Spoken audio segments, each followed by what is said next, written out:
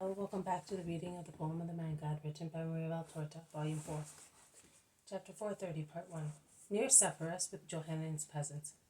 8th May, 1946. Will they come? Matthew asks his companions, who are sat in a wood of holm oaks, in the lower slopes of the hill on which Sephoris rises. The Australian plain is no longer visible, as it is beyond the hill where they are, but there is a much smaller plain between this hill and those in the region of Nazareth, and which can be seen clearly in the bright moonlight. They promised, and they will come, replies Andrew. At least some of them.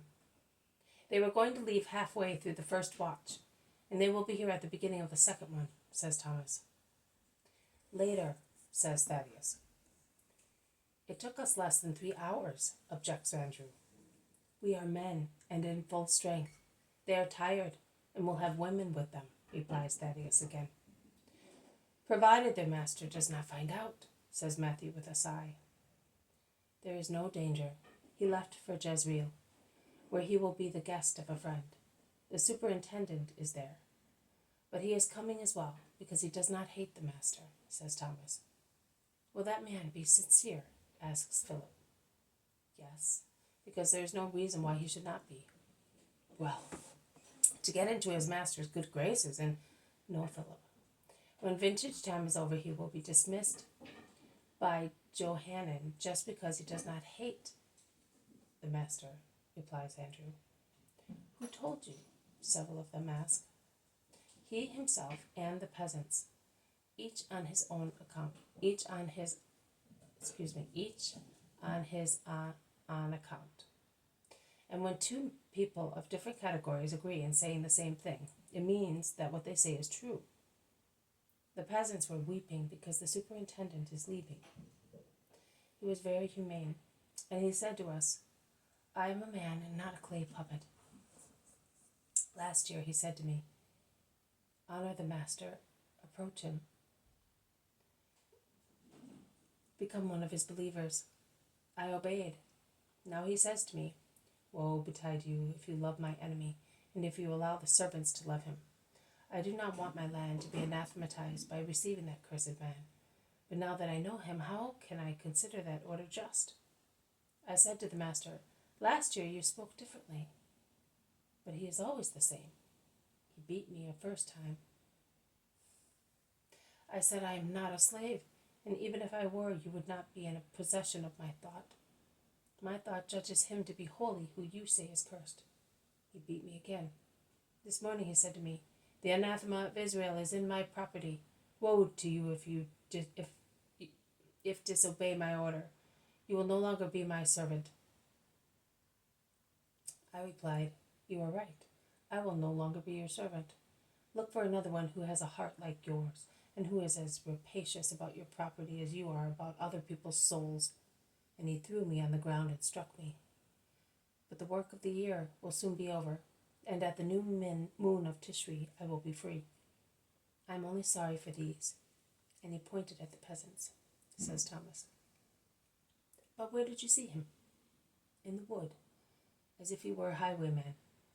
Micah, to whom we had spoken, had informed him, and he came while he was still bleeding, and servants and maidservants came, a few at a time, says Andrew. So Judas was right. He is familiar with the mood of the Pharisee, remarks Bartholomew.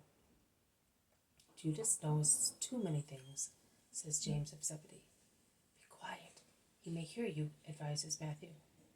No, he has gone away saying that he is sleepy, has a headache, replies James. Moon in the sky and moon in his head. It is so. He is more changeable than the wind, pronounces Peter, who has been silent so far. Yes, a real misfortune among us, says Bartholomew with a sigh. No, don't say that, not a misfortune. On the contrary, a way to sanctify oneself, says the zealot. Or to damn oneself, because he makes one lose one's virtues, says Thaddeus resolutely. He is a poor wretch, remarks Andrew sadly. There is silence. Then Peter asks, but is the master still praying? No, While you were dozing, he passed by and joined John and his brother James, placed as sentries on the road. He wants to be with the poor peasants at once. Perhaps it is the last time we will see them, replies the zealot. Why the last time? Why? Don't say that. It seems to bring bad luck, says Thaddeus excitedly. Because you can see it. We are persecuted more and more. I don't know what we will do in future. Simon is right.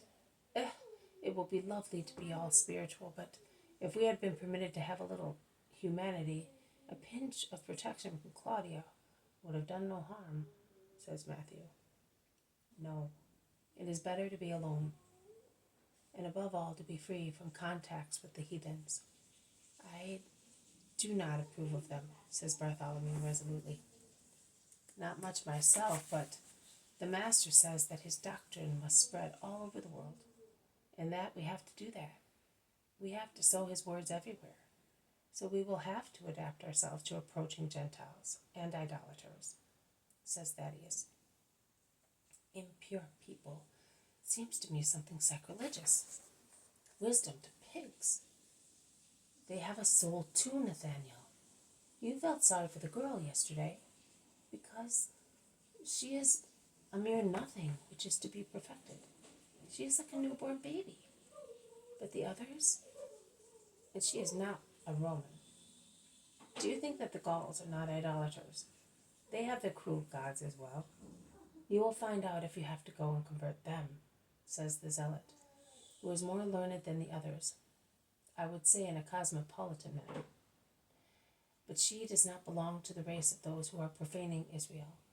I will never preach to the enemies of Israel, neither to the present nor to the old ones.